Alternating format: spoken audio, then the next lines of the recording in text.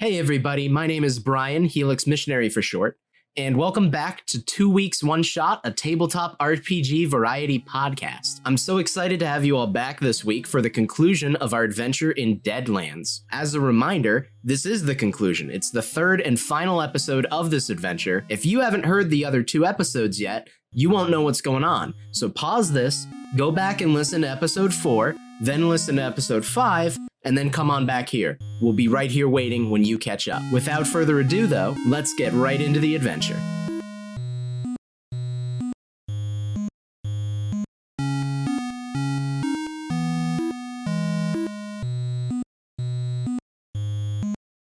Previously on 2 Weeks One Shot. It's train time, boys. There's something going on with 3 of the passengers in particular. Don't worry, it's just a percolator. She shrieks. Fernando is a harrowed, right? Yes. They have a small evil spirit, and it every now and again tries to take control and cause some trouble. There's a very long moment when Fernando just stands there. Well, come on now, slowpoke. Rest of the train ride passes uneventfully until you get to Devil Gorge. I think it might be a good idea to get my friend some fresh air. This is official Black River business. I pull out my gun. As soon as that train clears the platform, everyone goes for their guns.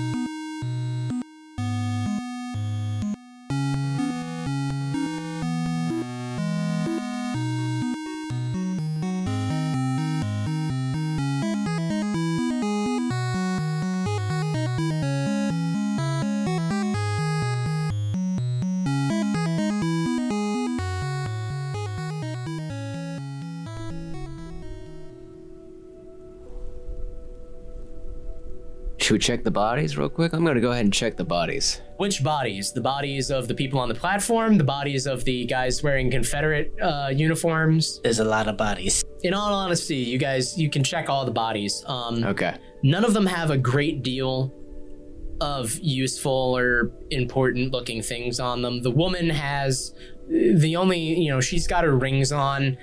They're not particularly any good to you guys. You might be able to sell them somewhere. Yoink.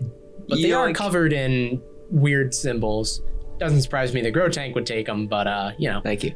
So there's that going on. The only other thing really of note on her is she does have a small envelope, and inside is a letter that basically is advising her to get on this train and keep an eye out for suspicious individuals. Make sure that they don't find anything odd around Devil Gorge. Now, how could that have tipped her off to us? Weird. Huh.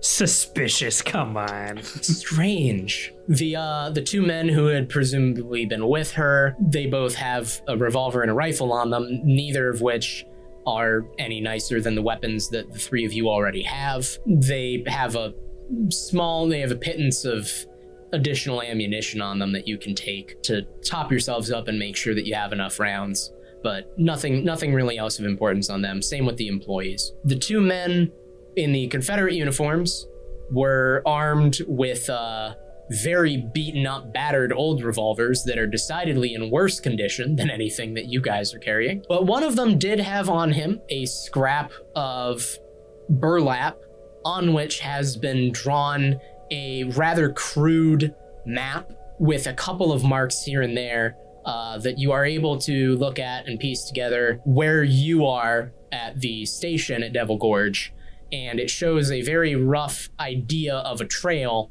leading to what is presumably their hideout. Now, according to this map, looks like we follow this trail, take a left at the Applebee's, and it's right next to the Circle K. There's strange things afoot at the Circle K. As we're kind of gathered together, Silas is kind of getting ready for this stuff, and he's like, all right, listen, I want to shoot as straight with you as I possibly can. This one is personal to me. I don't care about Viper. I do that because I'm in the Rangers, and that's what I got. That's my life now, for as long as it may be. Fact is, one of these boys, I was told, is a man who killed my brother years back. So whatever happens, I want him dead. Just wanted to clear that air as best I can. as we go forward. And no chance your brother's running around like me. You made sure he was dead, right? So you are a hollow den. I mean, I had my suspicions.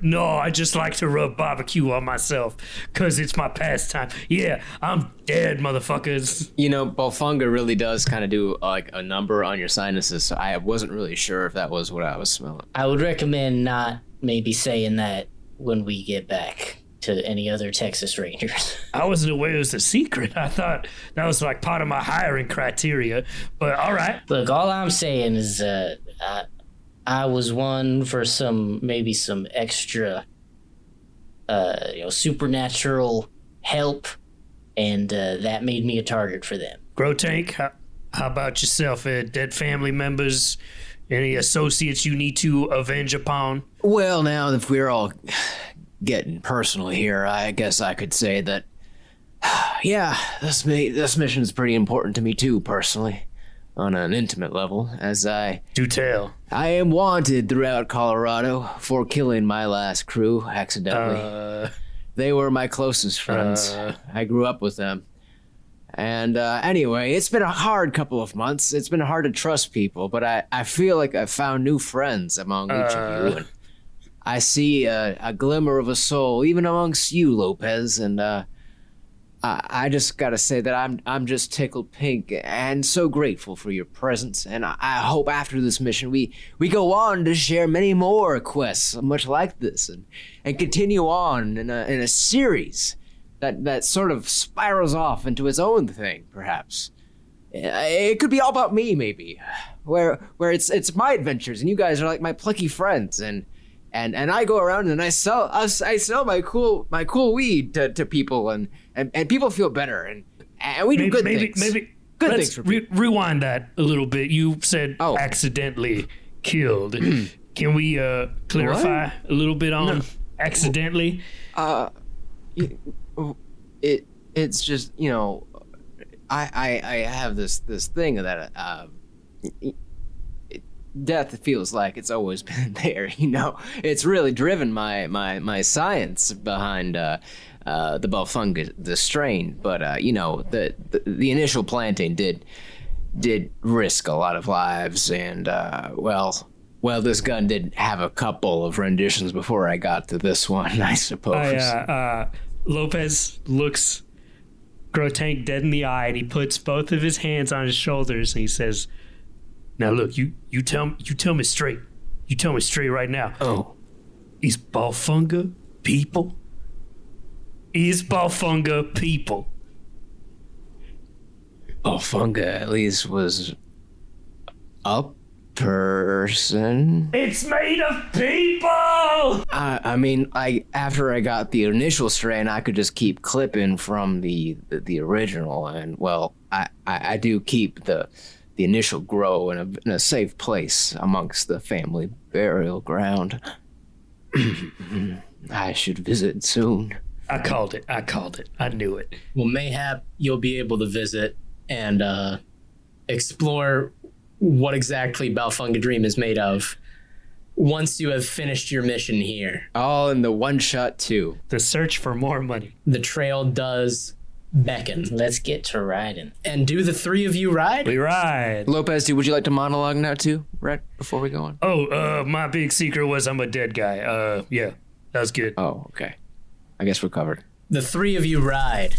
The trail is somewhat hidden, and you suspect you would have had to try and find it using your knowledge of survival and tracking between the three of you, had you not happened to find this map and been shown the way more plainly. And so you ride along the trail, and the trail takes you up into the mountains. It grows cold. The wind is howling as you approach your destination, which you come to realize is what was probably once a mining town, or at least a mining camp with a few more permanent fixtures on it. But now, when you are approaching, it's plain to see that most of it has fallen into disrepair.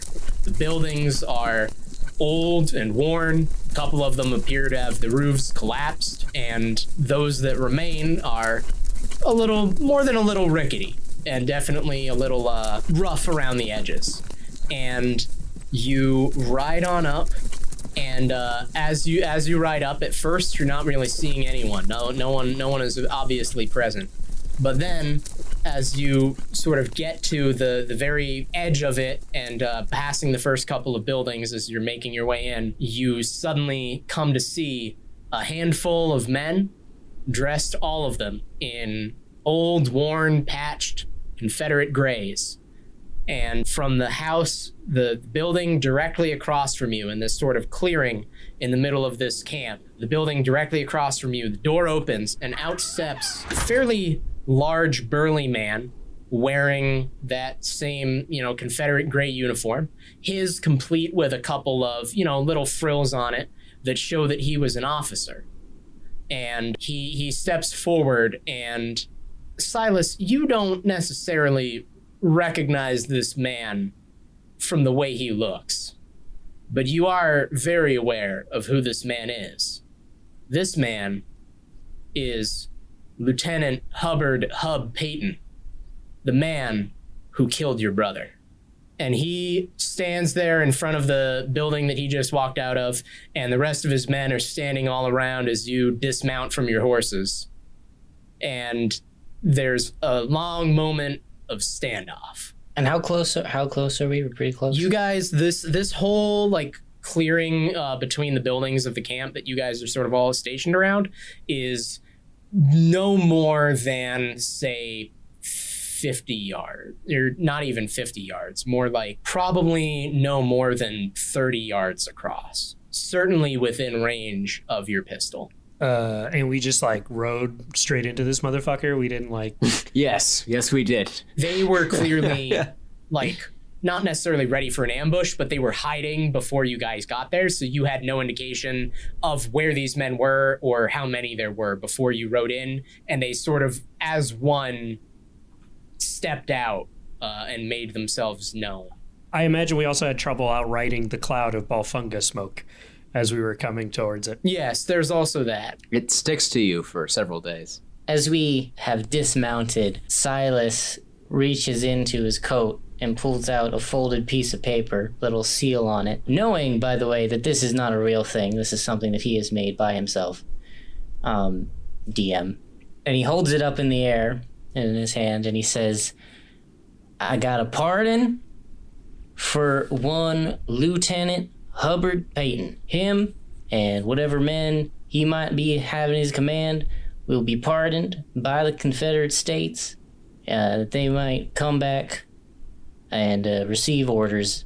I'm not entirely sure what is going on. I'm just a messenger. I lean over to Lopez. Does he really have one of those? I didn't know there was a pardon involved. Yeah, I would have liked to get out of jail free card. Certainly come in handy. The lieutenant, I'm gonna roll smarts for him real quick. His men all clearly are sort of looking at each other for this and everything. He starts for, well, actually, go ahead and roll persuasion for me. Yeah, absolutely. Yeah. Go ahead and roll me a persuasion roll. This is just so Silas can confirm who he is. Yeah, no, I know. I don't care about tricking him that much. Okay, what's my persuasion? D6. I got a 4. All right, you tie. And so for a moment, he seems convinced, and he's like, you gotta... And then he sort of shakes his head, and he steps forward and says, what in the goddamn fur?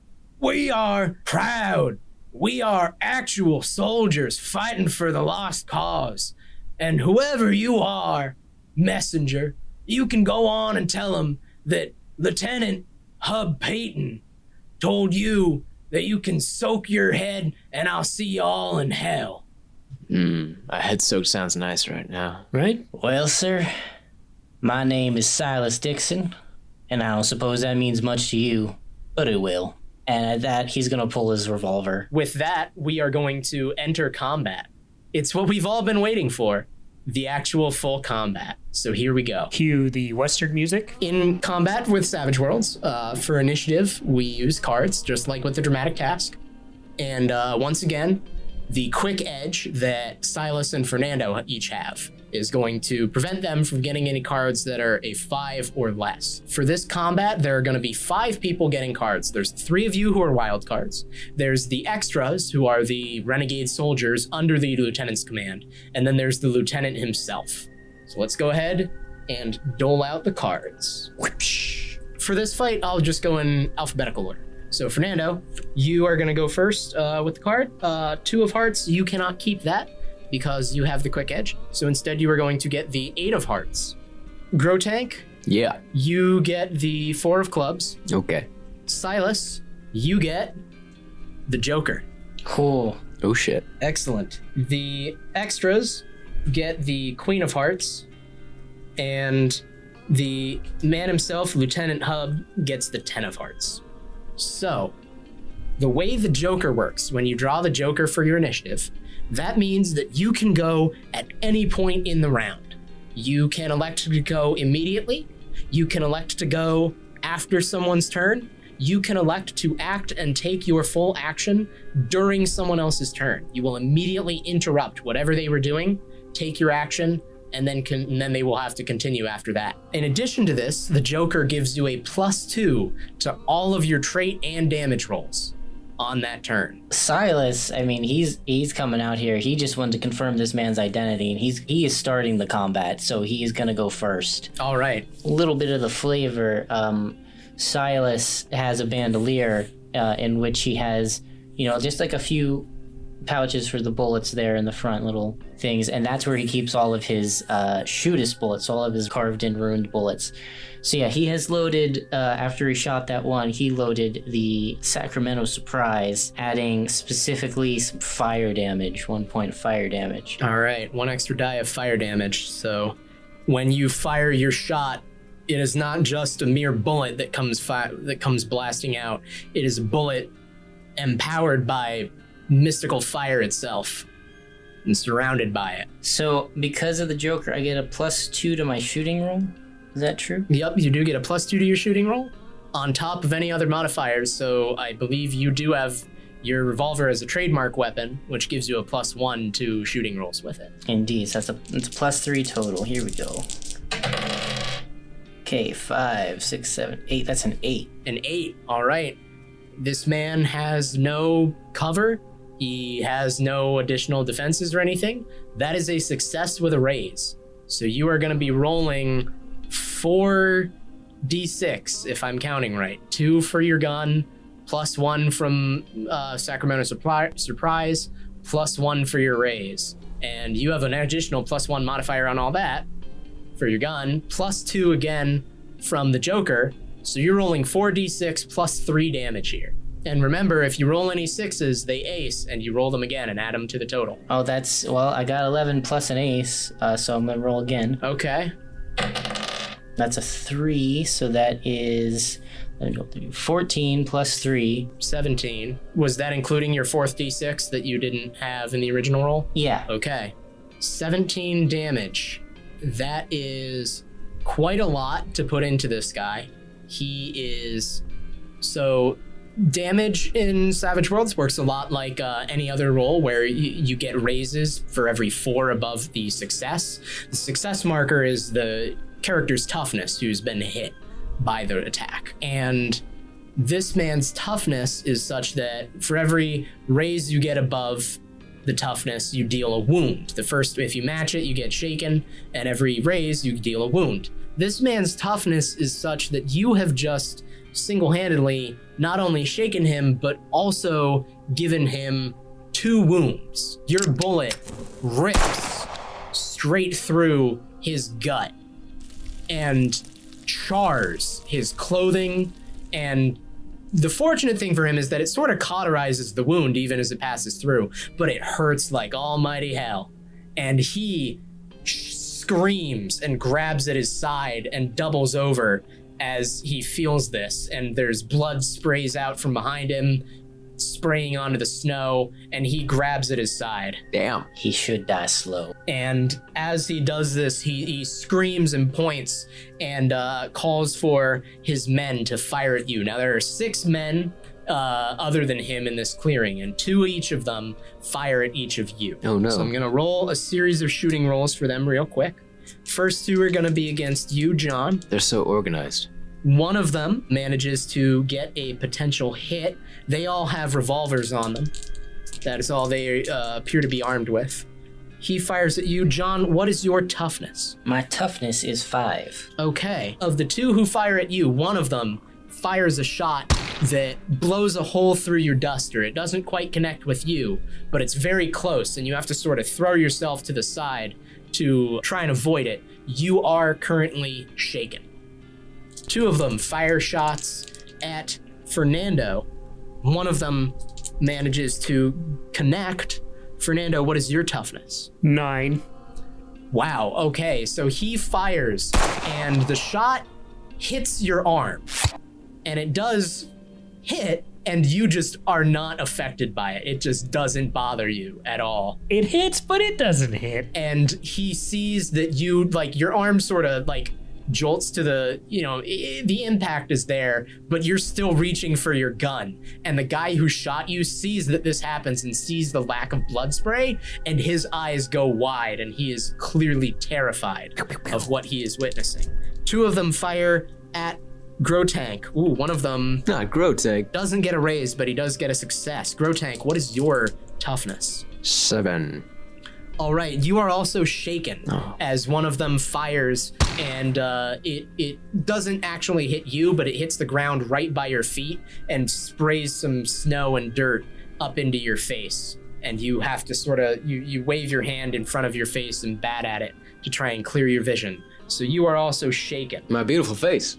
Next up is the lieutenant himself, and he lets out just a scream as he is like clutching at his gut, and he draws his gun and rushes straight towards you, Silas. And he raises his gun and pulls the trigger. We're gonna see if he manages to hit.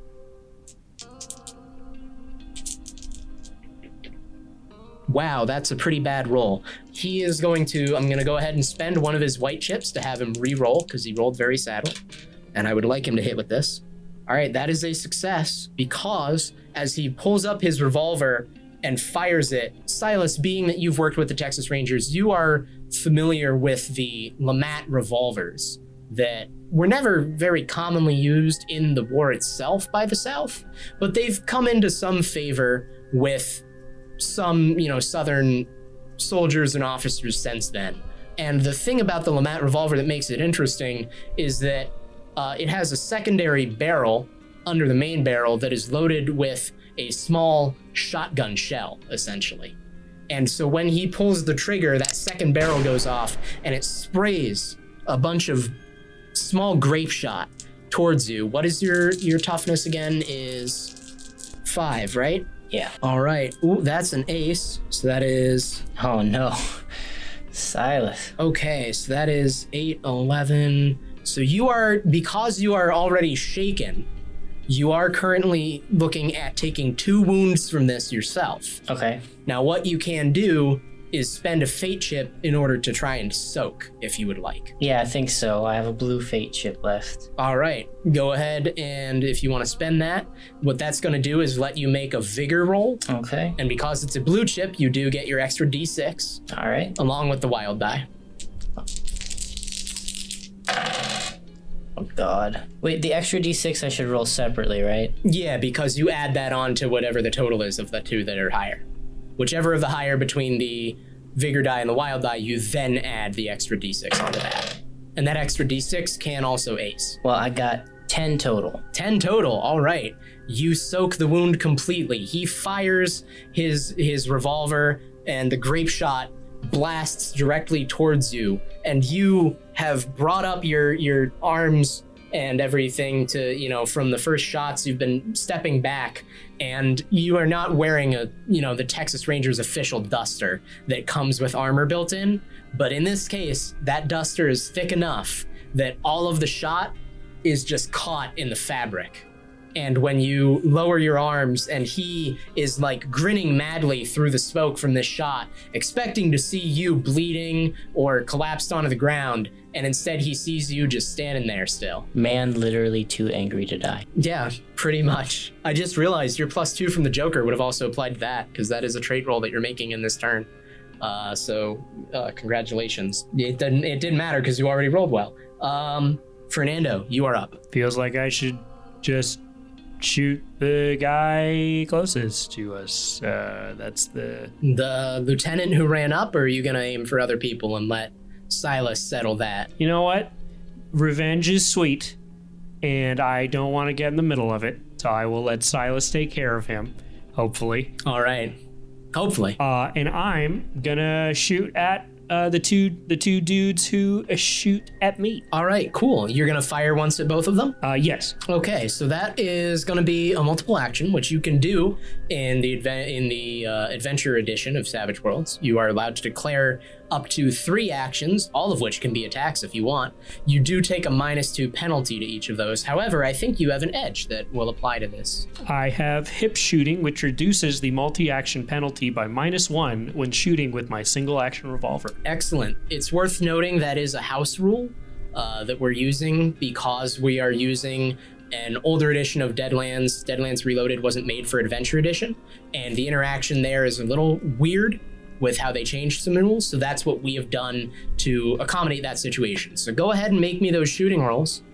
Because you are using your trademark revolver, you're actually rolling just plain old shooting for both of those, which is great. All right, so I roll my shooting ability, or my shooting skill, and a wild die for both shots? Yep, Okay. for both shots, because you're firing 2 separate shots. All right. Okay, first shot is a 7. That is a hit. The second shot is just a 3. That would be a miss. Do you want to spend a fate chip? Oh, yeah. Can you remind me which color does what? I have white and red. The white chips just give you a flat reroll. The red chip, which you do still have one of those, can give you an extra D6, but it does give me an extra fate chip to use as well. Ha, fuck that. Let's do a white. All right. So I'll re-roll my 3. Okay, that's a 5. Those are both hits. Give me some damage rolls. Okay, and Bearing in mind that should be for your revolver 2d6 plus 1. yep. You don't get a wild die on these, but the dice can still ace.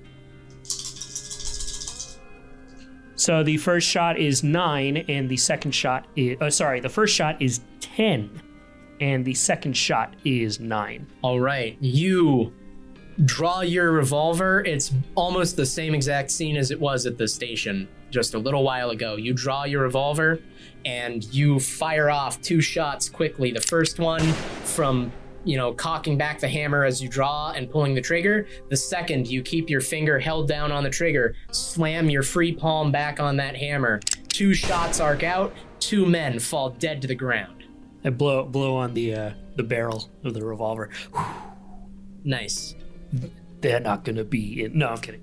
Grotank, you are up. You are currently shaken, which means at the start of your turn, I need you to go ahead and make me a spirit roll real quick. Oh no, I can't be shaken. I'd rather be stirred. I get it. Ha. It's a martini joke. All right. Spirit. I have a spirit of a dice 6. I'm doing a roll. All right, roll that. It's a 4. Remember your wild die? And it's a 3. Beautiful. Okay, a 4 is a success. Nice. Which means you successfully remove your shaken condition and you can act freely on your turn. What do you want to do? Lovely. See, I just saw 2 guys go down. Lieutenant Dan's bleeding out. And, let's see, we got at least 2 more guys. Are they like in a circle in front of me? Like, where are they? They've been in sort of a rough circle around you. If you're wondering about whether perhaps a mad scientist type could catch more than 1 man in an area of effect type spell, you would be able to catch 2 of them very easily. Well, when you put it that way, I guess I know what I'm gonna go ahead and do. I'm gonna reach deep in my bag and pull out some of the stickiest, ickiest of the Balfunga Dream. Oh god, that shit's so good when it's fresh. And I just pack that gun. I aim it up and I pull the trigger and allow it to belch out its blast spell. All right, you're using your blast again. Yeah, and I'm gonna go ahead and just do the regular blast, as I assume they're just standing right there in front of me. You don't wanna jump up your damage or anything like that. Oh, I don't know. You know what? Yeah, I'm feeling pretty rich in points. Let's go ahead and jump up that damage to a 1 extra die. All right, so you are rolling. Go ahead and roll shooting for me, and that's gonna be 5 power points you're spending on this, but that is 3d6 damage to anyone it catches. Oh, yes, it is. And this is my shooting roll. It is a die 8, because I am a badass motherfucking scientist. And it is a... It's a 3. 3 total? Yeah, Did you roll your wild die? it did. It's a 2. It's a badass 3, though. Okay, do you want to use a fate chip on that? Well, I have this extra one. You're right. When you put it that way, sure. Let me go ahead and use a white die, or a white token, white chip. Throw me that new shooting roll. That new shooting roll is chugga. It's a 4. A 4 is a success. Hey. Go ahead and roll me 3d6s of damage. Okay. Here's 1. Here's 2. Here's 3. And here's the wild die along with it. No, you don't get a wild die on damage. Okay. Good to know. It's a 1, it's a 2, and it's a 3. In that order. Oh, that's what you rolled? Yeah, that's what I rolled. Oh, okay. So that's a total of 6. Yeah. All right. You fire off another just gout of green flame. Yeah. From your percolator gun. Rastafari. And the two men who are hit by this, neither of them quite go down, but they both let out just shrieks of horror, and they're like patting at their clothing as it is on fire, and there's these dancing flames all over their jackets, and they drop their guns, and they're like, one of them is like patting all over himself, the other one throws himself into the snow and starts rolling around. Yeah. They are both effectively shaken.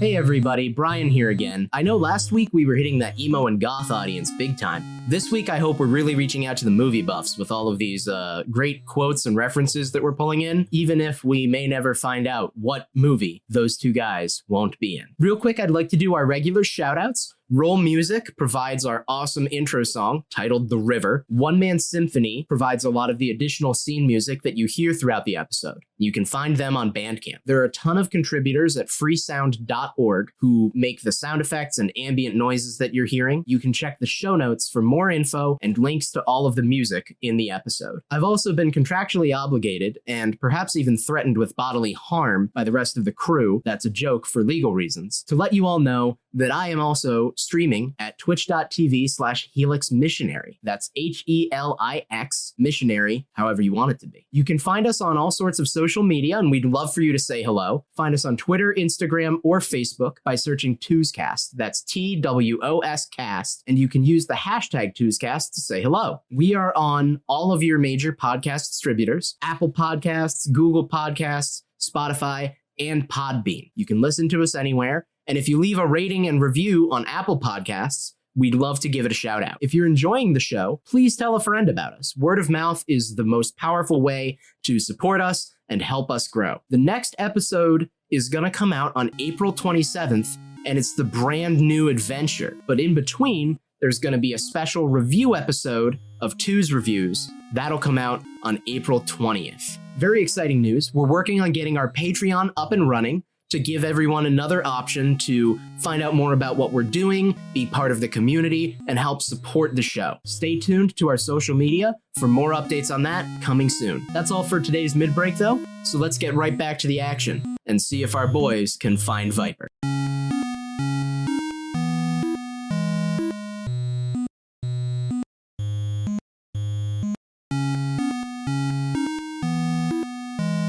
Have to real quick reshuffle the deck because a Joker was drawn, and that is what prompts the action deck of cards to be reshuffled.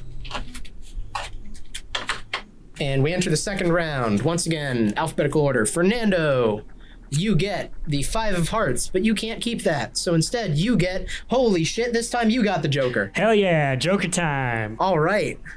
Grotank, you get the 6 of hearts. Nice. I think. Silas, you get the 7 of hearts. All right.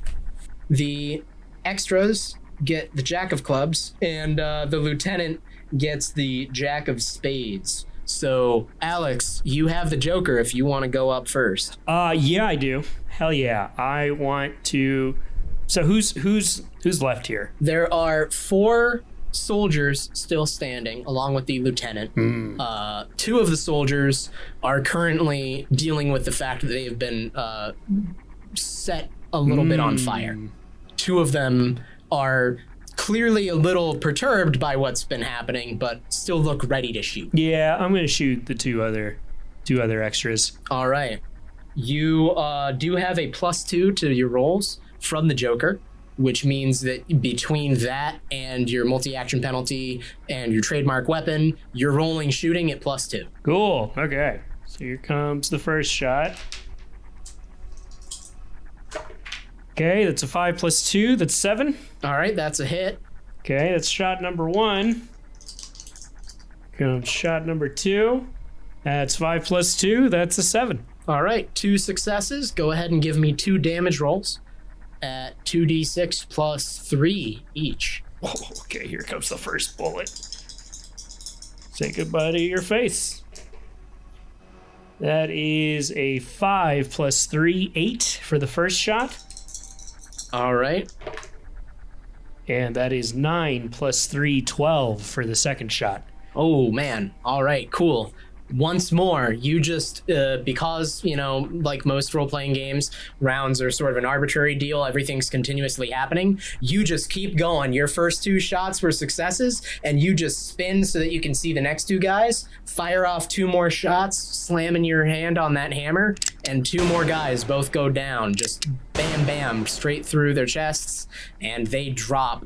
And I should ask, do you want to be moving at all while you're doing this? It doesn't affect your ability to shoot or anything like that. No, he's as still as a mountain plateau off in the distance in a desert. He's just standing there firing like a machine. Cold, unfeeling. The lieutenant is again very surprised that Silas is still standing, and he seems to be a little bit just enraged and not thinking clearly. He drops his revolver and draws a big knife from his side as he continues charging forward, and is just going to try and slam that directly into you, Silas. Okay.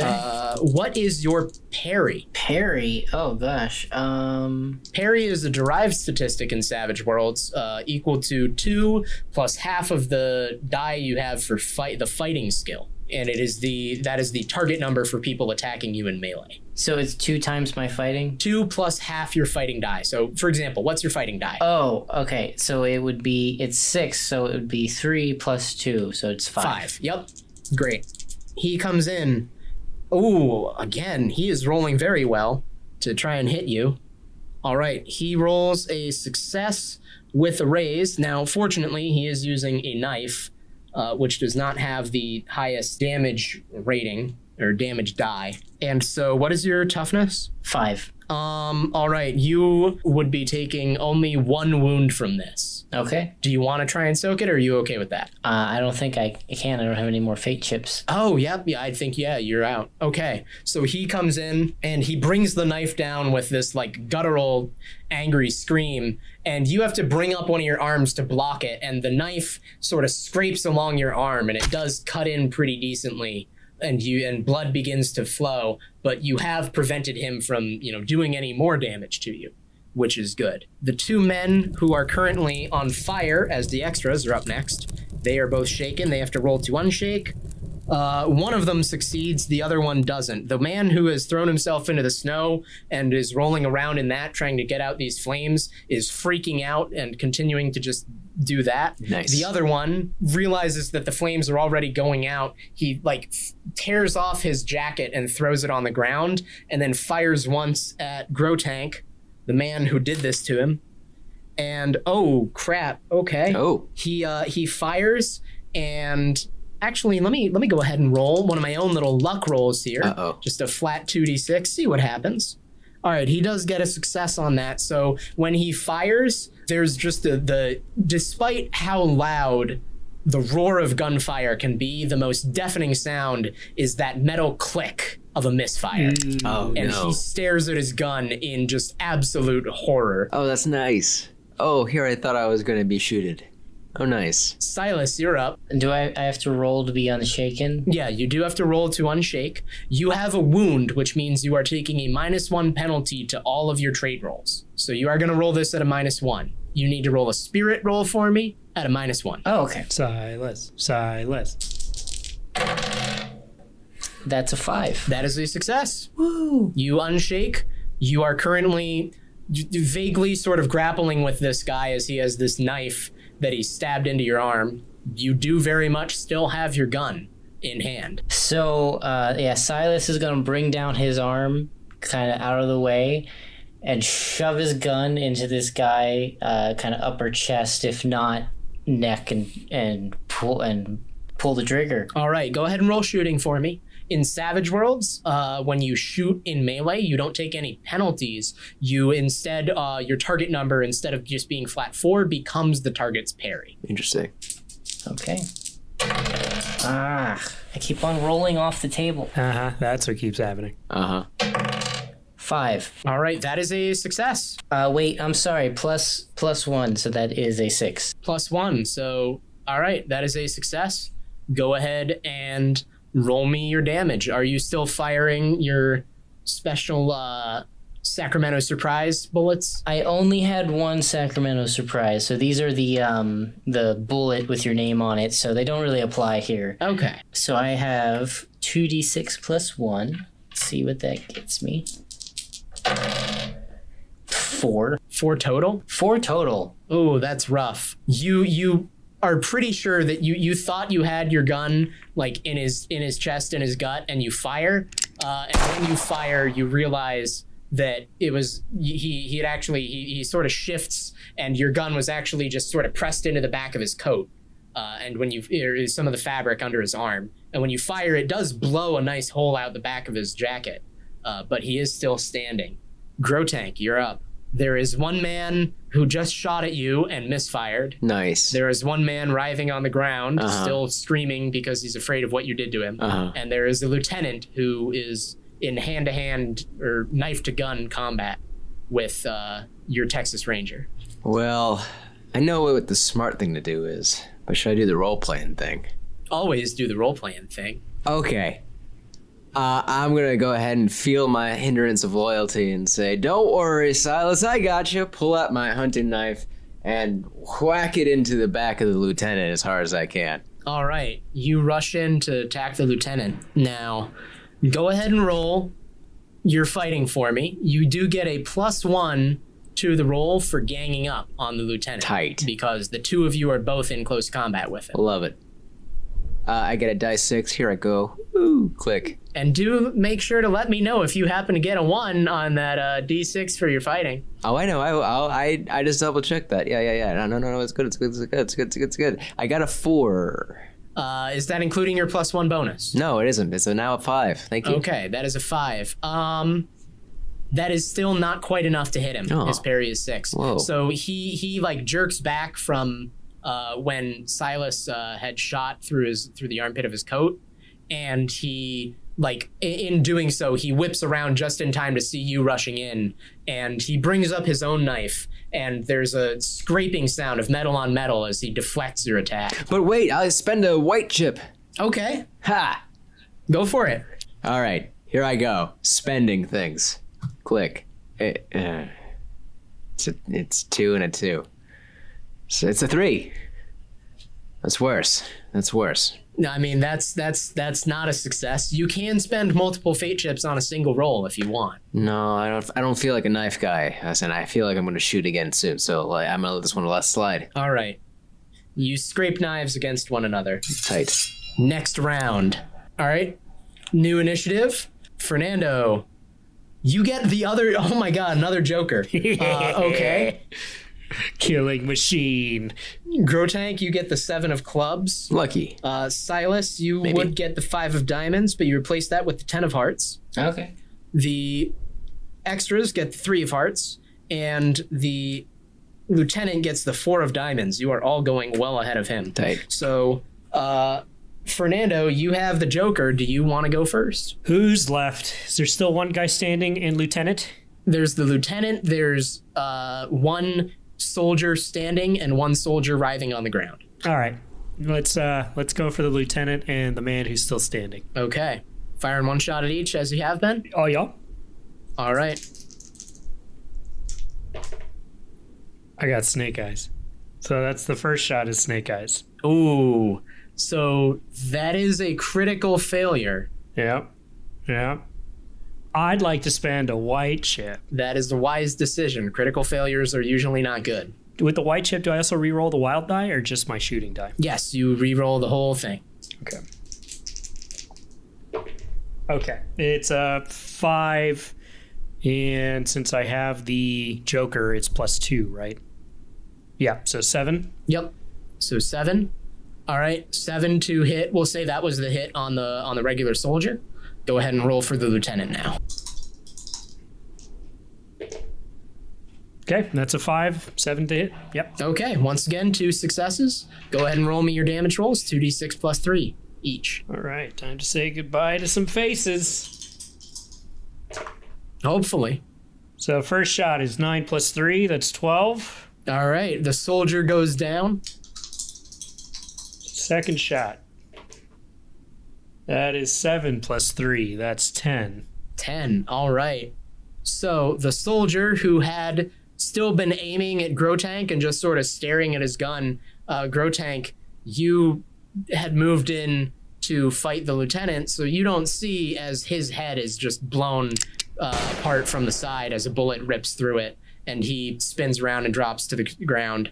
The second shot does connect with the lieutenant right in like his lower back, and he jerks backwards and straightens up for a moment, nearly drops his knife from the pain as the bullet lances into him, but he is still on his feet as we go to Silas's turn. Oh man, he's still alive. Okay. Yeah, I can't do everything myself, guys. He looks just barely, but he is still standing. Let me reorient my revolver here. Since I was in the back, I'm gonna kind of pull it back and put it up kind of against his neck and side of the head there. Try to catch it in his jaw. All right, roll me shooting. Let's do this and this. Dear Lord, no. 3. 3.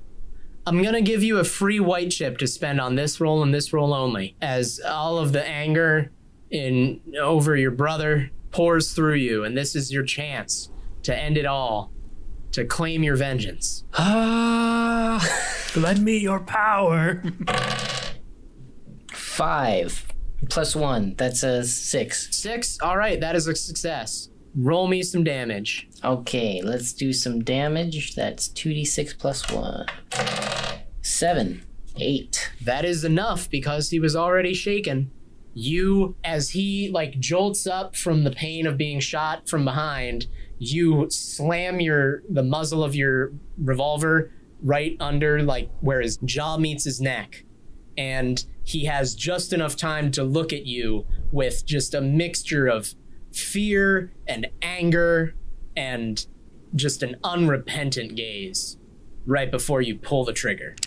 And he is rocked back, blood sprays from the back of his skull, and he collapses to the ground, dead. Yeah.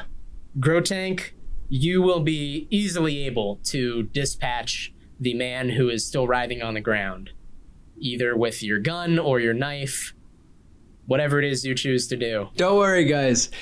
I got this. And I just run over to the guy who's right on the ground, and I just stab it. Yeah, he like finally starts to push himself to his feet, and you just stab him in the back over and over again. And he gurgles and grunts and reaches out one hand and then lays still as his blood seeps into the snow. And you all are in a clearing surrounded by these rundown houses with one straight across from the entrance you came in through. It is the only one whose door is not ajar, and you can see the flickering of a lantern through one of its mostly glazed over and difficult to see through windows.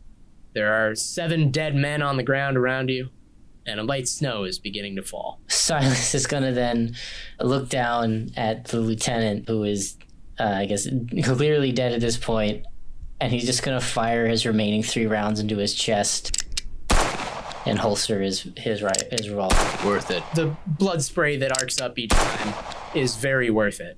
And you holster your revolver with a sense of purpose fulfilled. I'll draw my other one and head to the cabin. Lopez is just gonna unload his spent shells and reload his revolver.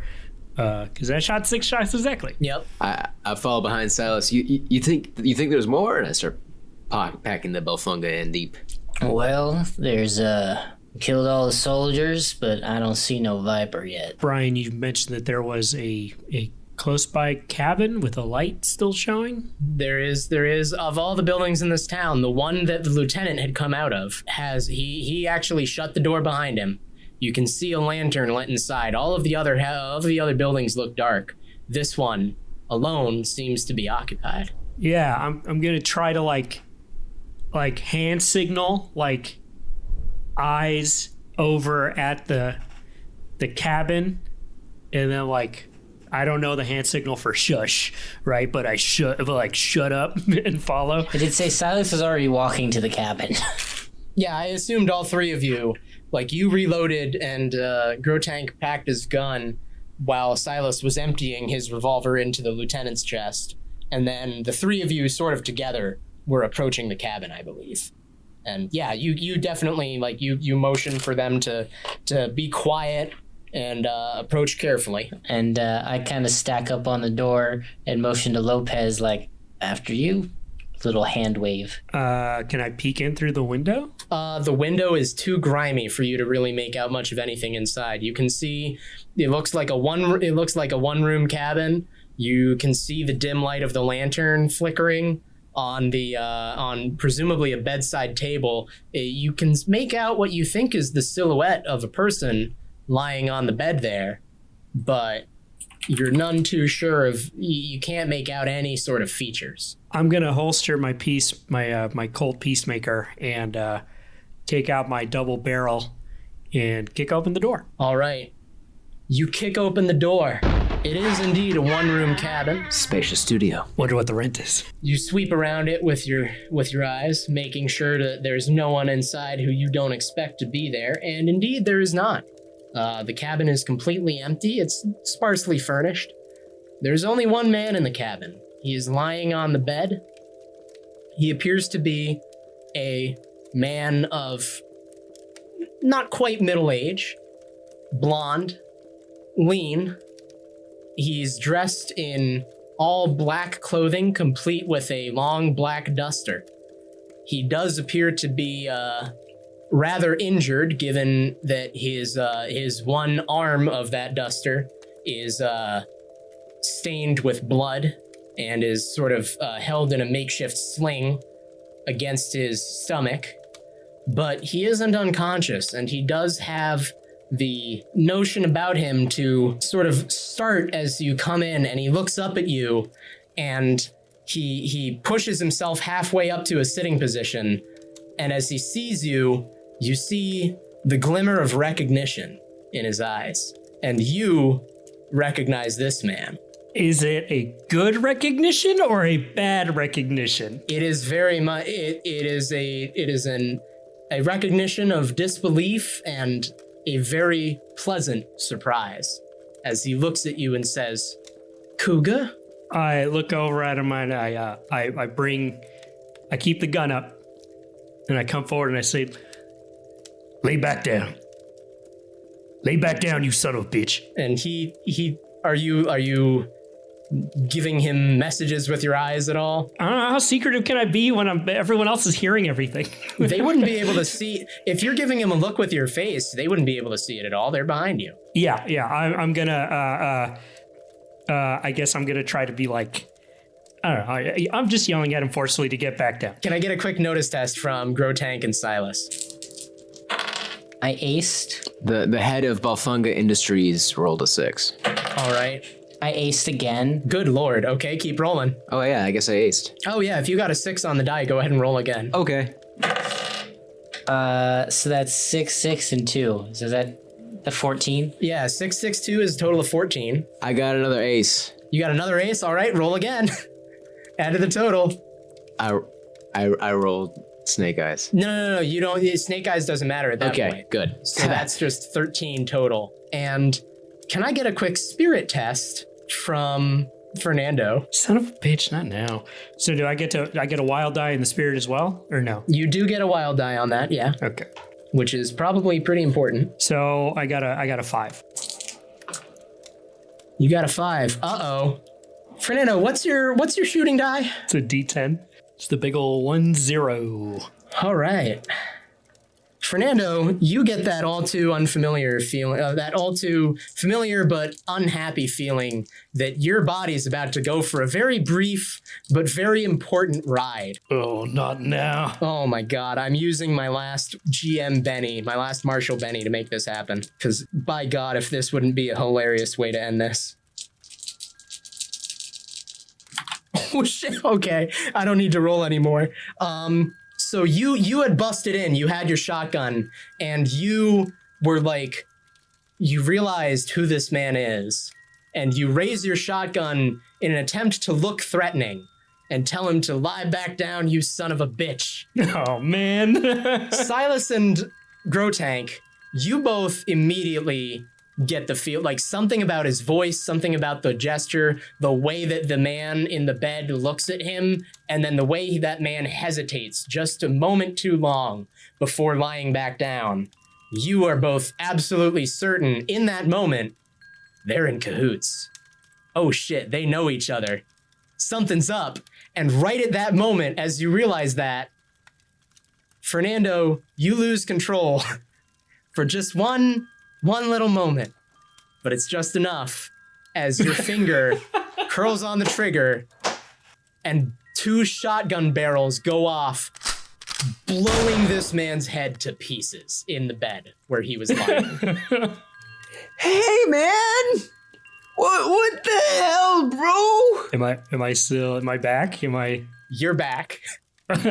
As soon as that happens, you come back to control of yourself, staring down the 2 smoking barrels of your shotgun at the ruined remains of what was once your compatriot. We got him.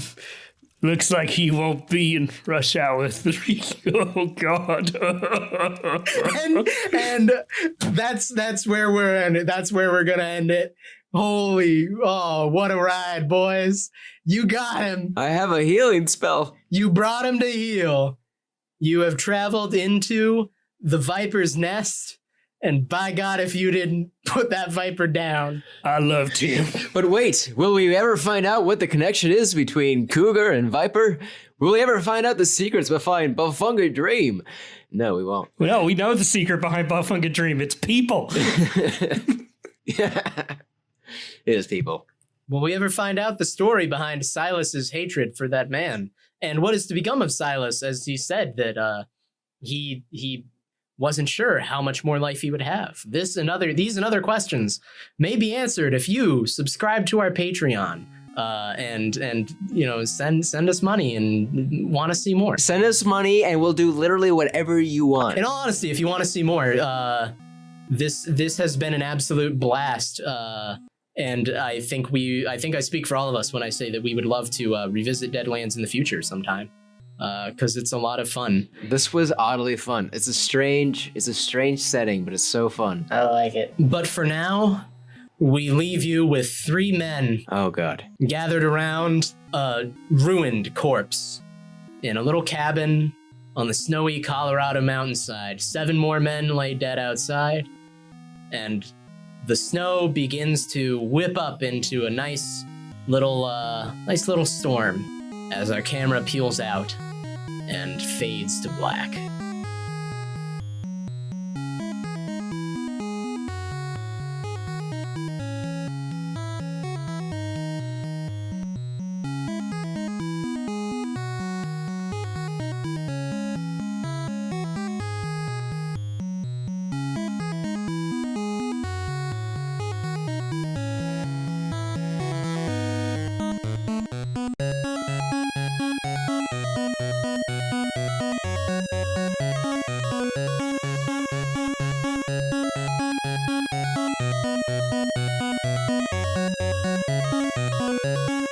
when you killed him just now.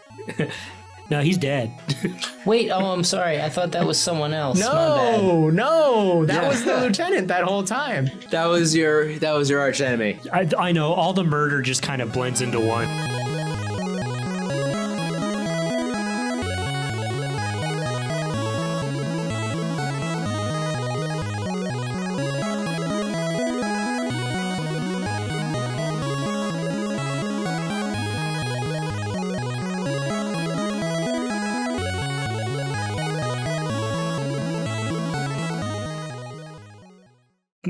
Whatever.